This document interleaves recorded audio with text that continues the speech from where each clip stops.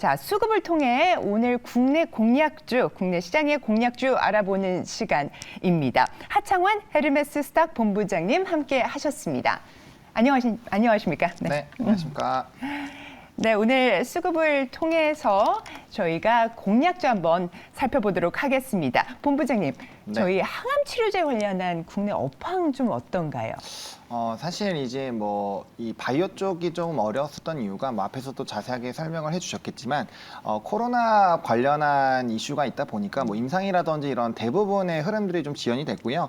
그래서 사실 연초부터 뭐 굉장히 좀 이슈가 되는 이런 뭐 학회라든지 이벤트에서도 사실 바이오 종목군들이 움직이지 못했습니다. 근데 이제 코로나 엔데믹 기조로 가고 있고 대부분의 이런 제약사라든지 뭐 항암 쪽이라든지 또 뭐 바이오 시밀러 쪽에서 좀 모멘텀이 부각이 된다라고 한다면 뭐 거기에 따른 좀 긍정적인 시그널들은 나올 것 같고요. 보통 이제 학회가 하반기 쪽에 좀 많이 몰려 있는 편이죠. 그래서 뭐 이제 국내 암 학회부터 시작해서 다양한 학회들이 기다리고 있을 텐데 거기에서 이제 발표들이 어떻게 나오는지에 따라서 사실 좀 모멘텀이 될 수 있을 것 같고요. 신약에 대한 이런 모멘텀들 같은 경우는 좀 다소 지연이 되고 있어서 만약에 글로벌적인 제약사 앞서 얘기 나왔던 이런 뭐 폐암 관련된 부분에서 만약에 좀 긍정적인 보험을 받는다거나 이런 시그널이 나오게 되면 뭐 국내 뭐 조기 진단이라든지 이런 관련주들도 사실 좀 이슈가 될 수 있을 것 같습니다. 그래서 이런 부분에서 좀 약간의 좀 시간은 필요할 것 같고요. 뭐 바이오 쪽에서 굳이 조금 찾아보신다면은 저는 이 CDMO라든지 CMO 쪽으로 좀 집중해서 보시는 게 그래도 좀 맞지 않을까. 왜냐면 그쪽이 그래도 좀 견조하게 실적이 나오기 때문에 그런 부분들로 좀 보시면 좋을 것 같습니다.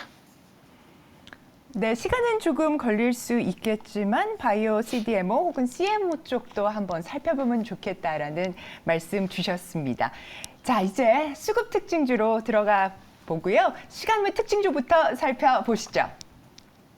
어제 시간외에서 가장 눈에 띄는 종목은 코아시아입니다. 삼성전자가 차량용 반도체 부문에서 국내 기업 집중 육성할 것이라는 전망에 시간외에서 매수세 몰렸습니다. 현대차 자율주행 배송 로봇 스타트업 기업인 모빈과 협업을 진행하고 있는 신성 델타테크도 특징주에 올랐습니다. 인공지능 기반 ICT 시스템 이상 탐지 그리고 예측용 장비 업체죠. 모아데이터 최근 AI 관련주로 움직이고 있고요. 자, 시간 외 종목 중에 한 종목 골라보겠습니다. 본부장님, 오늘 장에서 보면 좋을 기업 하나 짚어주신다면요? 네, 저는 일단 모아데이터를 좀 선정을 했습니다. 사실 이제 전거래일에 SPG를 조금 말씀을 드렸는데 뭐 급등 나왔다가 바로 또 눌리고 오늘도 시간에서 좀 급등이 나왔거든요. 그래서 로봇 관련된 종목군들이 좀 일부 좀 상승력이 나왔기 때문에 저는 요번에 또 은행 사태가 조금 잠잠하게 되면 결국엔 성장주 게다가 이제 기술주 쪽으로의 조금 단기 수급이 또 돌아오지 않을까라고 보고 있어서 그런 관점에서 봤을 때 뭐 충분히 기대를 해봐도 괜찮지 않을까라고 보고 있고요. 일단은 뭐 말씀해주신 것처럼 이 인공지능 이상 탐지와 예측 솔루션을 탑재한 이런 기업이고요. 주력 그 아이템이죠. 펫타운 포캐스터라고 해서 AI 이상을 탐지하는 그런 이제 제품을 좀 만들어내고 있는 상황입니다. 사실 이제 챗 GTP와 연관해서 앞으로도 계속적인 이슈가 좀 발생을 할 거고요. 저는 뭐 AI라든지 뭐 5G, 6G 결국에는 다 로봇을 위한 이런 좀 기반을 깔아준다라고 좀 생각을 하고 있거든요. 연관 산업이기도 하고요. 그리고 이제 로봇 산업 같은 경우는 출산율뿐만 아니라 앞으로 뭐 최근에 늘어나고 있는 2차전지 공장에서도 뭐 자동화 시스템으로 다 넘어가고 있는 상황이고 차량에도 우리가 이제 자율주행이 좀 탑재가 되겠죠. 그러니까 그 모든 것들이 로봇화가 되고 있다라고 생각을 하고 있기 때문에 그 부분들을 잘 관리하기 위해서는 AI가 필수적으로 발전을 해야 되는 부분이죠. 그래서 그러한 관점에서 봤을 때 앞으로의 좀 시행착오들이 많이 생길 거라고 보고 있고 이 제품에 대한 매력도가 계속적으로 좀 부각이 될 수 있지 않을까라고 보고 있기 때문에 좀 긍정적이고요. 일단은 공공기관을 중점적으로 고객사가 많이 분포가 되어 있어서 일단 구독경제와 식으로의 좀 매출 부분들이 나오고 있다라는 부분들을 조금 체크를 해보시면 좋을 것 같고 일단 기술특례로 상장을 한 종목인데 통상적으로 기술특례 상장한 종목군들은 실적이 그렇게 좋지는 않습니다. 왜냐하면 5년과 3년 동안에 뭐 매출액과 법인세 이전에 대한 이런 실적들을 면제부를 좀 받는데 그럼에도 불구하고 실적이 조금 견조하게 성장을 해주고 있다라는 점도 좀 상당히 좀 긍정적이고요. 최근에 이제 사우디의 디지털 헬스케어 서비스 공급 위한 MOU 계약을 체결했는데 사실 이 캐파가 얼마나 확대가 되는지도 좀 모멘텀이 될 수 있을 것 같고요.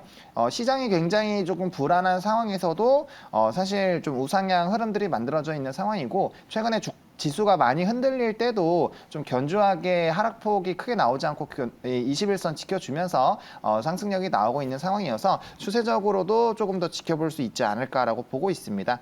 그래서 매수 같은 경우는 오늘 좀 시장이 장 초반에 이제 갭상승으로 대부분 시작할 거기 때문에 기회가 나올지는 잘 모르겠지만 4,620원부터 4,850원까지 그래도 조금은 눌렸을 때 매수를 해보시면 좋을 것 같고요. 1차 목표가는 6,000원 보고 있는 상황이고요.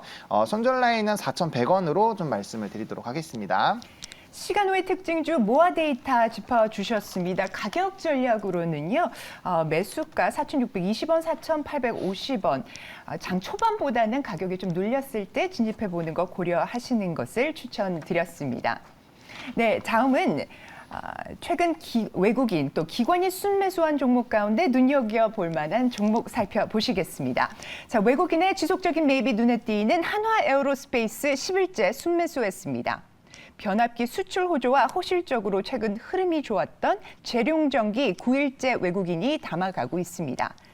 탄소 포집주 태경 BK 그리고 서진 시스템도 8일 연속 외국인이 순매수에 나섰습니다. 자, 본부장님 외국인 특징주 탑픽을 꼽아주신다면요? 네, 하나 에어로스페이스를 좀 선정을 했습니다. 사실 위치적인 부분은 상당히 그래서 조금 부담스럽다라고 생각을 하실 수 있지만 일단은 외국인들의 최근 수급을 보시면 굉장히 좀 견조합니다. 2월 28일 이후부터 계속적으로 매수가 들어오고 있고요. 사실 중간에 수급의 이탈이 조금씩은 있었지만 2월 달 중순부터 계속적으로 순매수가 들어오고 있거든요. 그리고 최근에 좀 시장 자체에서 외국인의 수급이 이탈이 되고 있는 상황에서도 견조한 이 수급 흐름들이 유지가 되고 있다라는 점, 그리고 주가가 이제 신고가를 계속 갱신하고 있음에도 불구하고 지속적인 매수세가 들어오고 있다라는 부분에서 좀 긍정적으로 바라보고 있는 상황이고요.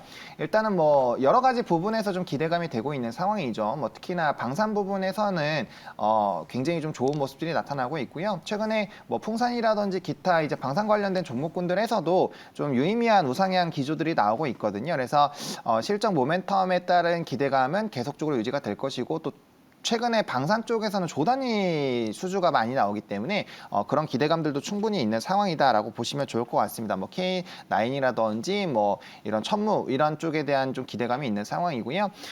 또 이제 적외도 위성에 대한 기대감도 있는 상황이죠. 아무래도 항공 쪽이 3월부터 5월까지 스타링크 이슈도 있고요. 원액 관련된 이슈도 있기 때문에 충분히 3월에서 5월 사이에 좀 이슈가 될 수 있을 것 같고요. 또 AI 관련된 부분들이 부각이 된다라고 한다면 앞서서 5G 6G 말씀을 드렸는데 5G 같은 경우는 조금 더 시간이 걸릴 수 있고 최근에 올해만 하더라도 4만 대 이상의 소형 위성들이 위로 올라갈 것이기 때문에 뭐 그런 부분을 본다라면 항공업계에서도 특히나 우주항공 쪽이죠. 크게 좋아질 것으로 보여지고 있고요. 또 항공기 쪽에서도 제조 정상화 기조가 나타나고 있기 때문에 다소 조금 부담이 됐었던 이슈가 다시 부각이 될 수는 있겠지만 그래도 견조한 실적의 회복 기조가 나오지 않을까라는 기대감이 생기고 있다라는 부분들 체크를 해보시면 좋을 것 같습니다.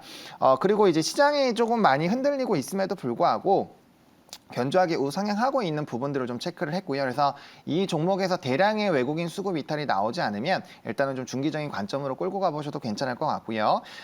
또 증권가 목표가가 지금 11만 원, 12만 원대까지 나오고 있는 상황입니다. 그래서 충분히 우상향 기조 유지가 될 수 있을 것 같고요. 그래서 가격 전략을 말씀을 드리면 해당 종목도 21선 깨지 않고 박스권 돌파한 이후로 우상향이 나오고 있기 때문에 약간의 좀 눌림목이 나왔을 때 92,000원까지 분할로 접근을 해보시면 좋을 것 같고요. 목표가는 11만 원 제시를 드리겠고 손절 라인은 84,000원으로 좀 드리겠습니다.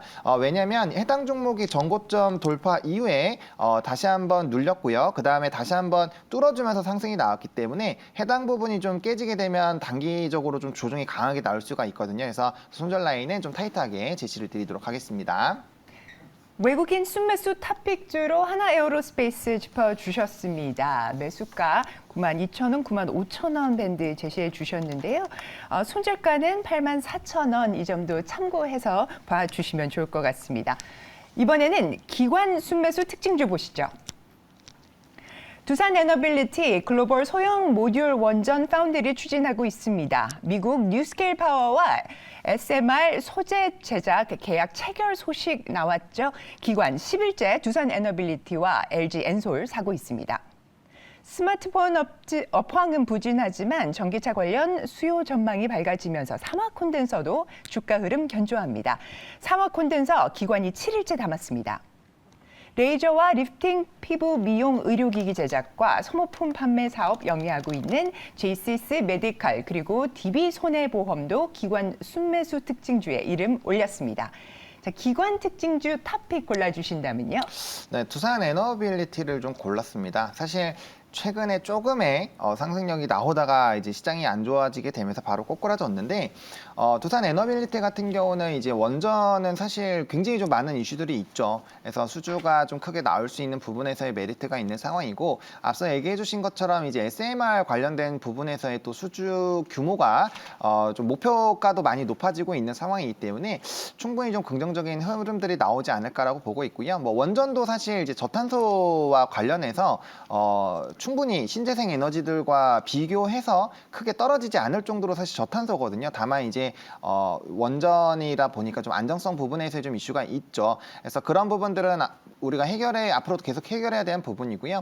러시아 우크라이나 전쟁 사태 이후에 에너지 자립도에 대한 수요도들이 굉장히 높아지고 있기 때문에 저는 뭐 신재생 에너지뿐만 아니라 원전 쪽도 계속적인 관심이 필요하지 않을까라고 보고 있는 상황이고 특히나 정부에서 원전을 강력하게 추진을 하고 있는 상황이다 보니 해당 부분에서의 좀 기대감이 커지고 있고 또 최근에 이제 하단에서 나오는 신한울 또 기대감도 있는 상황입니다. 뭐 가격적인 메리트도 좀 크게 나올 것으로 예상이 되고 있어서 이런 것들이 얼마나 가시화되는지가 사실 좀 추가적인 성장 모멘텀이 될 것으로 보고 있고요. 특히나 이제 두산 에너빌리티 같은 경우는 풍력 쪽과도 연관이 되어 있죠.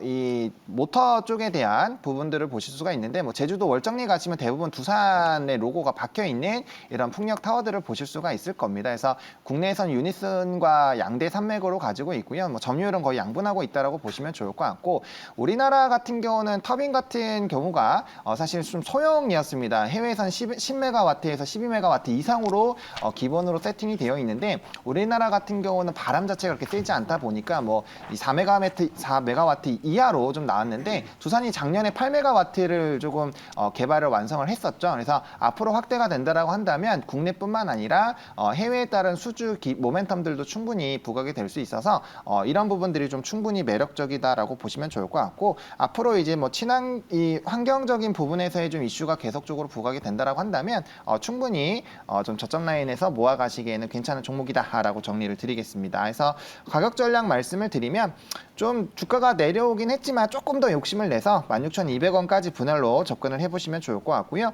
목표가는 1차로 21,500원인데 여기 단기 갭 메우는 부분까지 일단 1차적으로 보시면 좋을 것 같고 손절 라인 같은 경우는 14,600원으로 최근에 박스권 하단 라인 제시를 드리도록 하겠습니다. 네, 오늘장에서 눈여겨보면 좋을 종목으로 두산 에너빌리티 또 짚어주셨습니다. 분할 매수로 접근하시면 좋겠고 16,200원 제시해 주셨습니다. 네, 오늘 이렇게 해서 시간물 특징주 외국인 그리고 기관 매수주까지 체크해 봤습니다. 도움 말씀 주신 하창원 본부장님 대단히 감사합니다. 네, 고맙습니다.